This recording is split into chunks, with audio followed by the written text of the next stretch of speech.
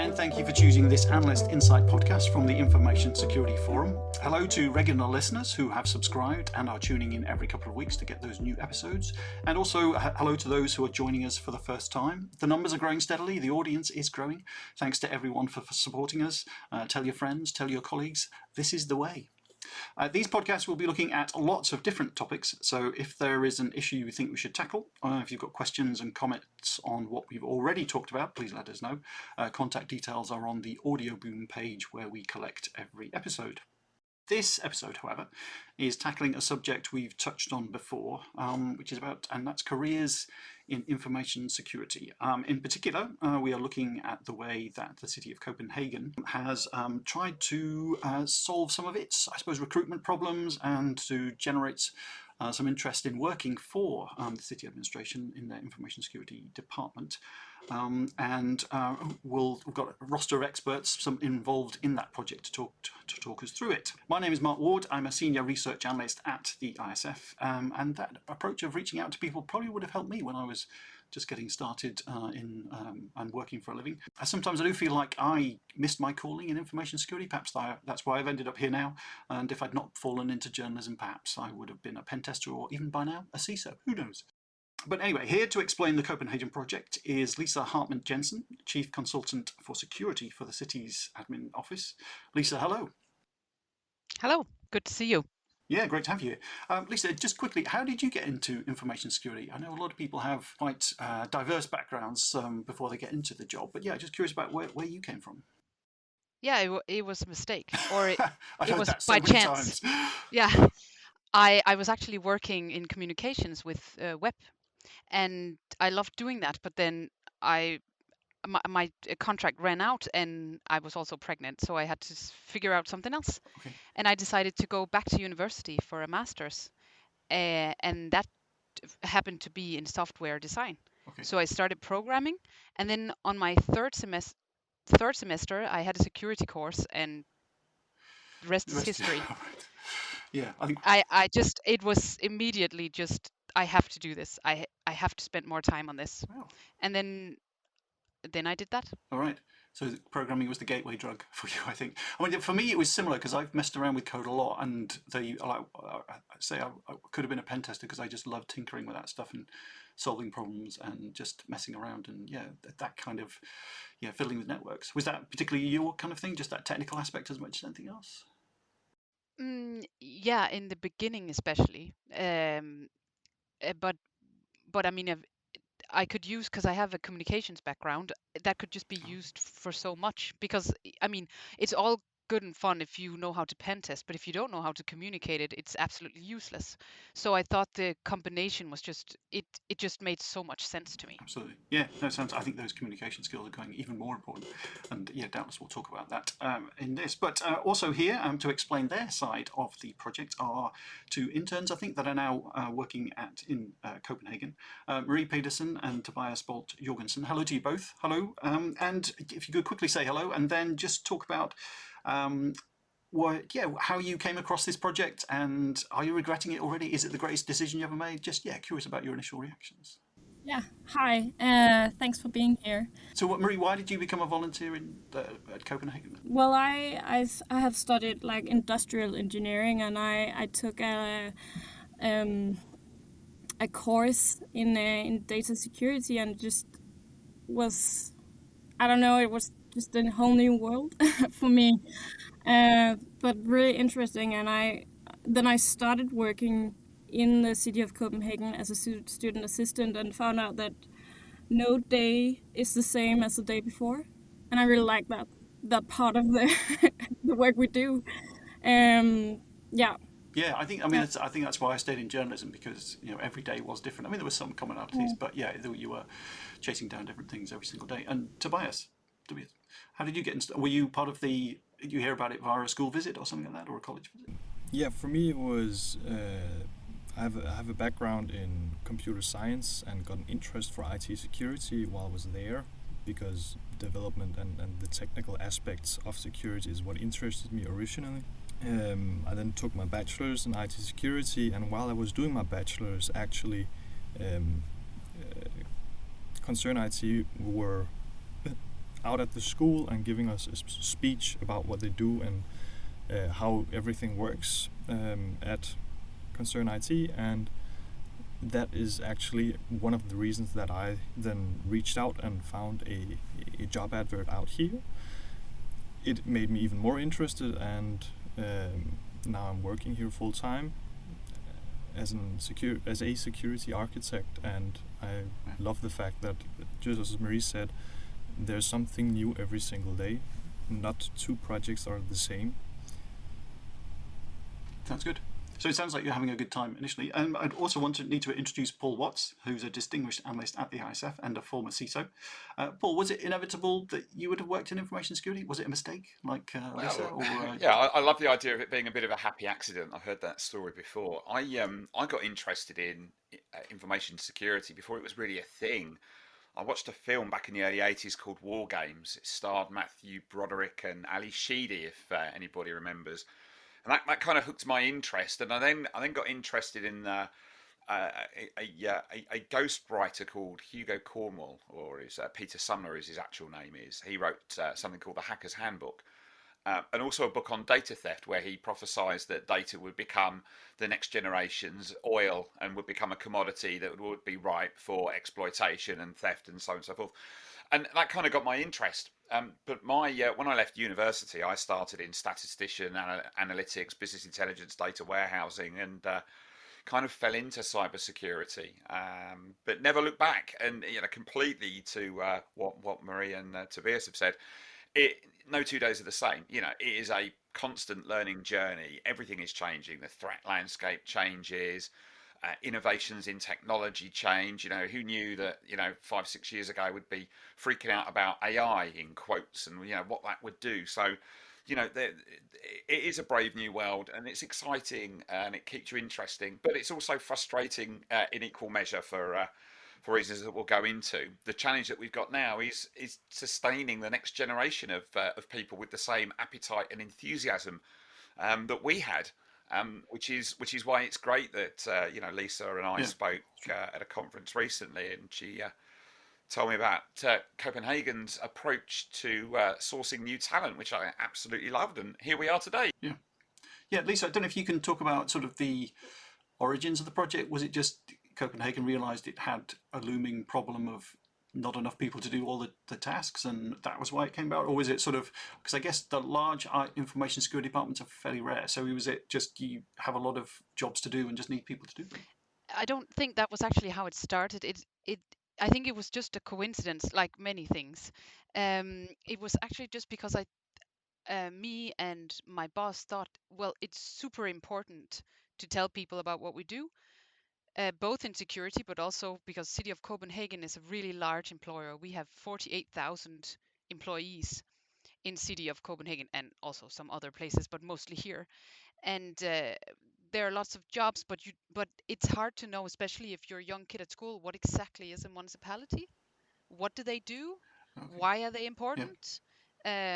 So we started discussing this, and we decided, okay, so we need to tell someone about what we do. Also, I mean, and I'm interested in because I think passing on knowledge, passing on stuff is super important. So and I think I have the coolest job in the world, and I want to share that with everyone. I mean, come on, go to cybersecurity, because it's the coolest thing you'll ever do. I love going into work every day, and I mean, I just want to share that with someone. So I think that was just how it started, and then because I had great connections with the university I went to, and then I met someone somewhere, and we talked at congresses, and then all of a sudden it just happened that it made sense, because we had like this common mission to just tell people about both about City of Copenhagen, but also about cybersecurity and why it's super cool. Right. Yeah, I think it always was cool, but we knew that a long time before everybody else. I mean, it's become cooler now, I think. Especially the technical part. Yeah, and that's true. yeah, cyber helps. Calling it cyber. But I mean, even if people, I heard once we were in the canteen with some of the graduates here from Concern IT, and they were like, oh, protecting data is not very sexy. And I was sitting right next to her, and I just turned around and said, you know what? I think it's super sexy. I think it's so sexy, I would wear that on a t-shirt. Yeah. So I mean, and she was like, I would wear that too. So I mean, I think it has grown. With GDPR has definitely helped, Yeah. like making it more accessible and more understandable. But I mean, it's yeah, Yeah. yeah. I think particularly in Europe, I think there is that, there's still that bastion of freedom of privacy, to be honest. Oh I yeah, think yeah, there's a lot of definitely. places where it's really under siege, and much harder, definitely. Yeah, and that makes information security challenging in all kinds of ways. But Marie, Tobias, I just wonder if are you the coolest kids you know? Do people think you've got a badge and a gun because you work in cybersecurity? I don't know, but is it, Marie, go Dark to you rooms, first. lots of Do screens, you enjoy it? It's a cool thing to do. lots of coffee. What could be cooler? Yeah, late night. Personally, I think it's the coolest thing in the world. One of my friends, he tells me that I should, when I introduce myself and tell about my work, I always like underplay it a little bit, and he always say like, you should say cyber. You should just say I work with cybersecurity, because then everybody would be like, oh, that's so cool. Yeah, to be honest, So I've started doing that when people ask me what I do for a living. I say I work in yeah, Yeah. cybersecurity, and they go, "Ooh, do you?" yeah, It's I yeah. think it's definitely breaks down barriers, definitely. I think you should. My Yeah, kids say to yeah. me that I'm a superhero. That's what I do for a living, because I protect other people. Yeah. All right. Mm. Wow, Yeah. So I mean, that's pretty maybe good. you should try that, Marie. Just introduce Yeah, yourself like that. Yeah. Hi, my name is yeah. Marie. I work. My day I'm job a is that I'm a superhero. superhero. I protect your data, and it won't even be a lie, right? Yeah. I mean, I protect your data on a daily basis. You're welcome. I've got it. I mean, that's the brand. It's the City of Copenhagen cyber super cyber heroes or something like that. You've Yeah. got to build on that. You've got Super the cyber T-shirts, you've got the heroes. merch. It's all there Yeah. for the taking. Yeah, Tobias, you've got Bolt in your name, so surely that's going to be your superhero name, surely. But is it what you expect? Do you feel cool doing what you do? I must admit, yeah, I do feel cool. And one of the original reasons why I actually got into cybersecurity was because cyber sounded cool. So I completely agree with that fact and those things said. Yeah. Yeah, I think as well. A lot of people work to go on about the superhero link, and there's a lot of people in cybersecurity have origin stories that are completely at odds with where they end up. Because I've met one guy I met used to be a surfer, not quite a professional surfer, but most of his spare time was spent surfing before he became an information security guy. He was very good in a crisis, very laid back. I met another guy who used to count nuclear weapons and make sure that they still had as many as they had the night before. And he was even better in a crisis as well. But I think a lot of people come to this in all kinds of ways. I've yet to meet a former lion tamer, but I'm sure it's only a matter of time. But because I think, that's as well. But increasingly, I don't know, Lisa, Marie, Tobias, those backgrounds, you need that diversity of view, I think, as well, because it's, Yeah, like and you say, it's information security actually changes super every day. important that you don't have just one group of people. That will not make a good team for you. Because you need every perspective every day, because you don't know what you're gonna meet. So I mean, it's not interesting just to recruit one type of person with one type of degree. It's the interesting part is to have the diversity in your team. Like you also want male and Yeah, female definitely. and or other sexes and old and young, and like you want that diversity because that's gonna help you when things go bad. Yeah, absolutely. Yeah, I think certainly we try to reflect that at the ISF, but it's just that, because I think there's been a couple of situations recently where with some of the research we've been doing, and the younger members of the team have been the ones who caught us out a bit, because they've had a very different perspective on sort of, well, why are you doing that? And that's always a good question to I ask, do I think, as think well. that from where we've come to where we are today, I think security, information technology, rather, has very much mainstreamed. But we have historically drawn from a talent pool of people who are very, very technical. But as technology's become mainstream, that's actually been something that's held us back. So I love the idea of encouraging diversity into the industry, and not only diversity in neurodiversity, sexuality, and so on and so forth, but also in terms of skill set. One of the things that we desperately need an injection of into cybersecurity are people with creativity. people with humanities degrees, the lion tamers. I mean, love to see a cyber lion tamer. That'd be absolutely epic. But that broadness of skills makes us more compatible and relatable to the businesses that we serve, and that's so very vitally important. One of the things that I say when I go out and lecture to universities is, don't just learn this textbook and recite it. You've got to pay attention to those softer skills that wrap around the technicalities of the day job and make you the rounded, talented, useful professional to businesses. But equally, we have to make sure that we don't narrow and shut out people who don't have, as Tobias said, a computer science background, marine industrial engineering, and if you're an artist, you equally have a part to play in the cyber industry. And I think as an industry, we have to do much better at making that message loud and clear, because I still think that there is more to do with that. Bring the creatives. That's my takeaway there. Yeah, Marie, Tobias, if you hadn't been contacted or been part of this project, do you think you would be working in information security, or would you think you'd be doing something else? I think one of the, I don't know if you can say a problem, but one of the things about recruiting people to this field is that people think that cybersecurity sounds cool. And one of the reasons why they think it sounds cool is because it's kind of, you think about it as something that's kind of hard to achieve, or something that's, you don't think of it as a process of getting like a high, like working on cybersecurity, or you just think that, I don't know if it makes sense, but you just think, okay, wow, you work in cybersecurity, so you must be really smart, or that must be really difficult. And I kind of felt the same way when I started. I sort of thought, I don't know that many things about cybersecurity. Oh, right. I see. Yeah, because it has that gloss. Yeah. Yes. Yeah, it's that sort of, people think, oh, it's all programming and it's all maths, so surely I couldn't do that. But you're right. Yeah, I mean, exactly. there's much more to it than that. It's much more diverse. Yeah. Yes, and I think that's something that's the thing you need to communicate, actually, that it is diverse, that you don't need to have those like hardcore programming skills. You can still work in cybersecurity in the field, even though that you have like a different background. I do believe that if I actually hadn't been contacted or seen presentations or things like that, I probably still would be an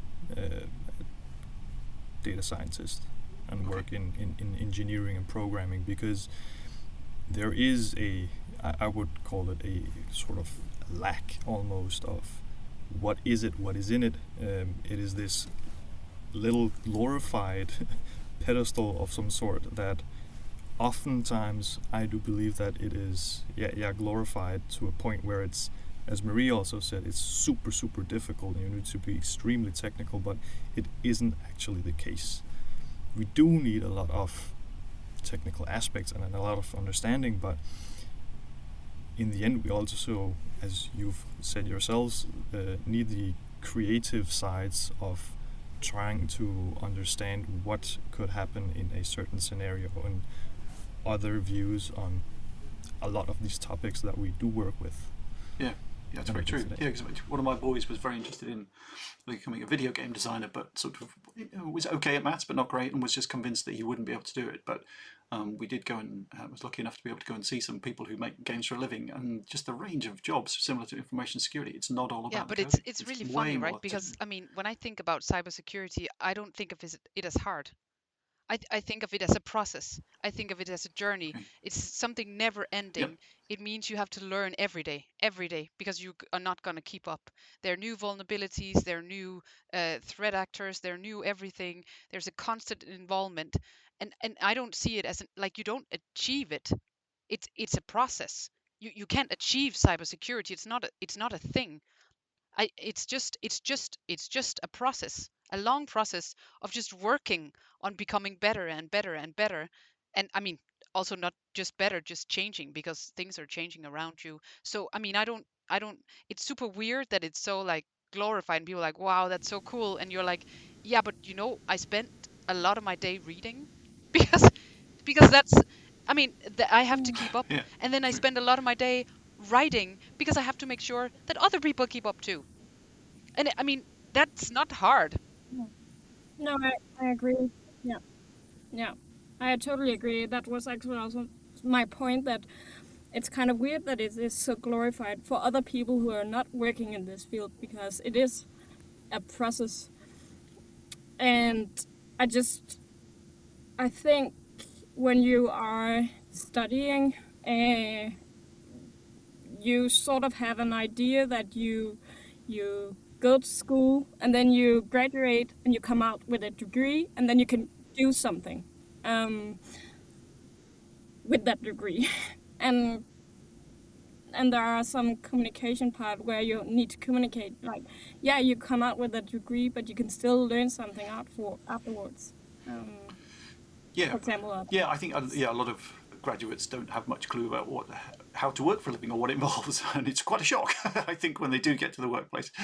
I don't know about you, Paul, but just if you're back, because I guess you had quite a technical background. I seem to remember you did A-level computer science and things Oh like yeah, that. I So mean, it was, I made it even worse. So I was when I went to select my GCSEs, I desperately wanted to do computer science GCSE, and in West Hertfordshire at the time there were no teachers who were able to teach it. So I made a case to say, well, if you could provide me with a little bit of tutorage, I'll have a go myself, and I did, and that was successful. And then they let me do AS and let me do A level and then on. But one of the things that I think I learned very, very quickly is that your classroom learnings only equip you to a certain degree for being effective in role. And this is something that I get quite annoyed with academia about. And I think, Marie, you kind of touched on this actually, in that the sum of all of the parts of somebody who can be effective in this role is a blend of academic understanding of the topic, but then the experience of applying that. And that creates a bit of a problem.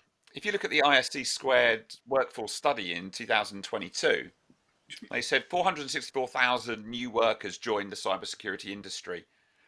But in the same year, the workforce gap grew to 3.4 million. So then you have a problem. As a hiring manager, I look at the market and I look at my workforce and I need to fill those roles really quickly, but I need experience. So if I have somebody who's just left university who has been told by their lecturers that they're going to walk into a six-digit euro job straight out of university because they've got a degree, and then they go into industry and they face a hiring manager like me who actually isn't interested in that. I just need somebody who knows Azure and has some experience and can just get on with it. The academia loses out without the lack of experience. Now, to deal with that, But also, that doesn't really make sense to me. Like, why would you want experience? because I mean, when you need to get things done and you need specific technical experience, you don't have the time to invest in somebody who's just fallen out of university. I'm not saying it's right. but I think that's wrong because you. I mean, so but that's also one thing we look at. Like, we don't necessarily want experience because if you come out from university or from another school, you have so many new Yeah, perspectives that we need way more than somebody who's already really set in their ways. totally. We're interested in investing in you as a person yeah, because you have something to give us that's way more valuable that someone with 10 years of experience could do. Now, not saying that I wouldn't hire someone with I mean, sure, if they were but I available. mean, the diversity is so important, and also for cybersecurity, especially. I I mean, I would love to just take someone in and they could do the job, Yeah, but I can get no one because everyone is gonna have to learn our way of doing things. So it's gonna take half a year, no matter if you have, well, okay, not always, but most of the time it will take me time, whether yeah. or take someone time, whether you have 10 years of experience or none. But actually, because you're already in a learning mind, because you're straight out of school, it's a bit But easier. this is what I liked about the story. This is why I thought that this would be a good conversation to have, because you're absolutely right, 100%. We need to invest in in these people so that they can build the experience. And industry needs to find the time to equip these individuals with the experience, and it's that becomes the challenge. So, if an organization is favoring experience over the ability to bring somebody up to speed and nurture their early formative years in their career, then that is absolutely a misservice to the next generation workforce. You're dealing with a Yeah, to short-term problem everyone. by investing in experience, but you're saving a long-term problem up in that you're not investing in the next generation workforce. And that is why schemes like and the approach that you take at the City of Copenhagen are so vitally important. I mean, when we hire, it's also not necessarily about how skilled you are in cybersecurity. We the most important thing when you walk in that room, so now you know this, Marie and Tobias. The most important thing for us when you walk into that room is that you have drive, that we can Yeah. see that you want to work, that you want to work for us. I mean, as that the municipality makes sense for you, because there's always someone with, oh, money drives people, we can't afford, da da da. But there's so many more things that can drive you. Like for me, what drives me is the meaning. I go to work every day and my work makes sense to me. It's just a small difference that I make, but I make a difference. Yeah, but I was going to ask that about sort of living. I guess you all live in Copenhagen, so do you wander around and sort of say, "I did that, I did that, I did that"? Is there a sense of kind of I'm involved in what's going on in this city, and I feel it's a that way lovely place as every well? time I see someone. Remember, we're 48,000 and in the city, so every time I see one from Sure. a nursing home or working on wiping the streets or whatever, I think that's my colleague. So, I mean, there's also just this proudness of being part of this huge machine where, I mean, we have powers to do insane things that I couldn't imagine doing anywhere else. Yeah, I feel the same. Actually, I feel it often when I ride my bike through the city, and I'm like, I worked on that building. Excellent. Not on that specific building, but more like I was in that project. All right. That's Okay. nice. Yeah. Yeah. See, that's quite an important factor as Yeah. well. I love that. The fact that you've got that energy and enthusiasm is you understand your contribution to the mission of the organisation. All right, and you can take some pride at cycling through the streets of Copenhagen, saying that was me. I did that. Got involved in that. One of the things that's really important in any trainee internship or even, I mean, this applies to mainstream as well, is just because you work in security and you feel that you're a cog in a bigger machine, it's incumbent on the leadership to make sure that everybody who works in that function understands why they're there. It's very, very easy to work in information security and risk management and forget that and being completely consumed about worrying about risk, worrying about threat actors, and not actually transforming that conversation in your head as to, I'm making a positive contribution to the City of Copenhagen. I built that thing. I did something special.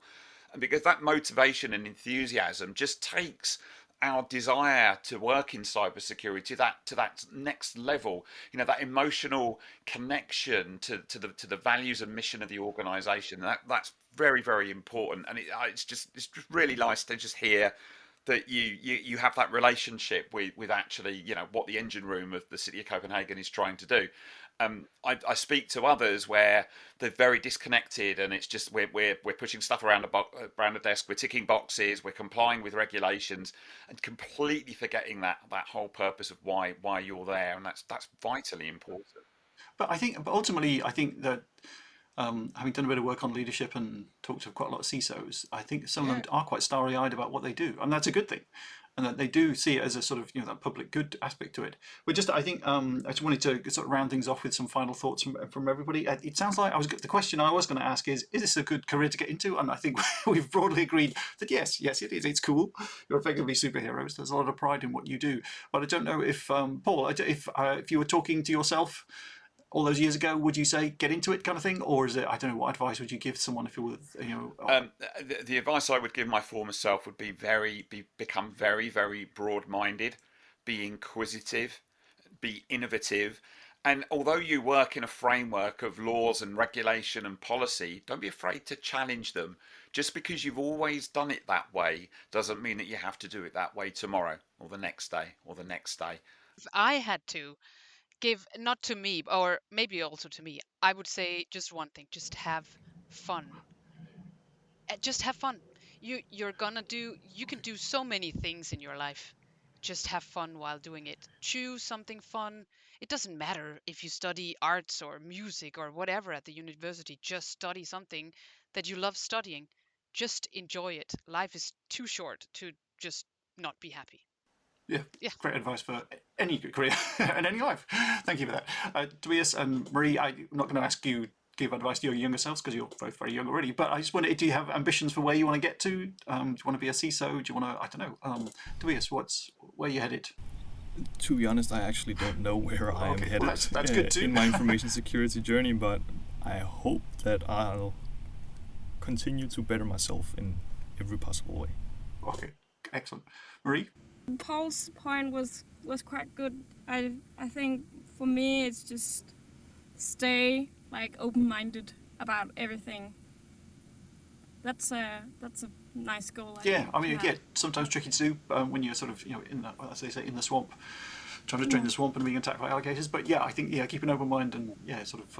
I think as well, what's been really fabulous about this is just how happy everybody looks to be working in information security.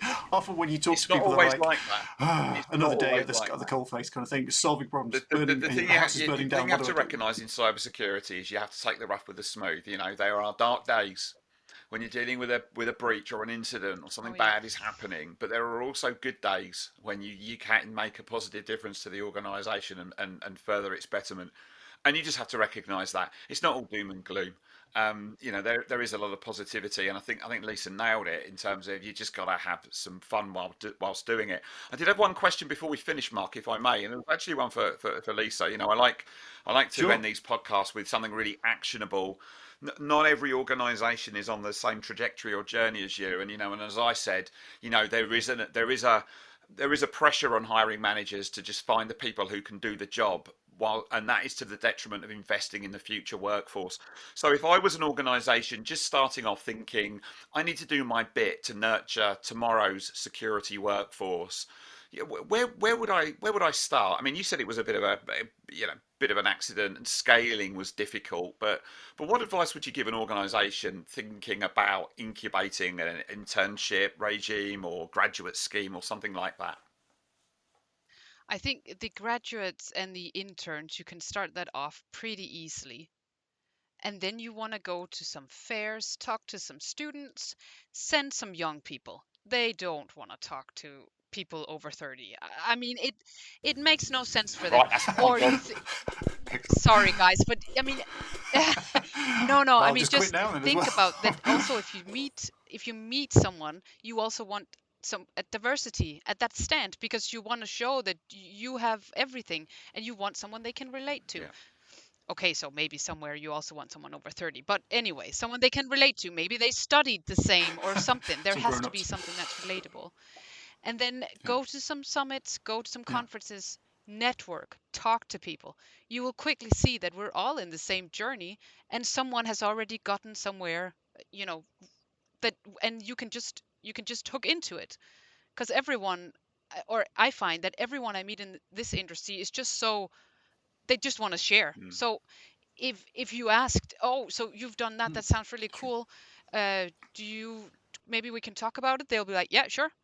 Or maybe someone is like, oh, I actually need someone to speak at this event, could you be interested? You go, yeah, sure. So I mean, everyone is just helping everyone out. So I'm not saying it's easy, but if you can network, that's gonna help you very easily.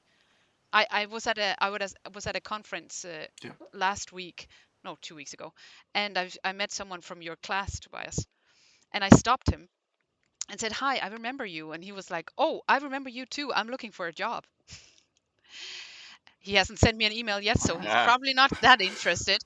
Power of network. But get on his case. And he was like, I want to know what it's like working with you. And I was lucky because I had my colleague who was working in the SOC just next to me. So I was like, here, you talk to him.